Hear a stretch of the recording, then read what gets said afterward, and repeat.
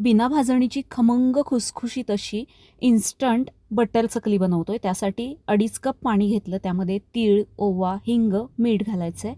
2 मोठे चमचे बटर घालायचं आहे. पाण्याला उकळी आली की त्यामध्ये 2 कप तांदळाचं पीठ घालायचं आहे, 2 चमचे बारीक रवा घालायचं आहे आणि सगळं चांगलं मिक्स करून घ्यायचं आहे. गॅस कमी करायचा आणि जेवढं जमेल तेवढं मिक्स करून घ्यायचं आहे. नंतर यावरती झाकण ठेवायचं. फक्त 5 मिनिटे अगदी लो हीटवरती वाफ काढून घ्यायची आहे. नंतर हे पीठ आपल्याला चांगलं मळून घ्यायचं आहे. गरम आहे त्यामुळे ग्लासनी मळून घ्यायचं. हाताला सोसेल असं झालं की हाताने छान मऊ असा गोळा मळून घ्यायचा आहे. तेल गरम व्हायला ठेवलं. इथे मी चकलीचा साचा घेतला आहे. यामध्ये आपल्याला हे पीठ भरून घ्यायचं आहे आणि मस्त काटेरी अशी चकली पाडून घ्यायची आहे.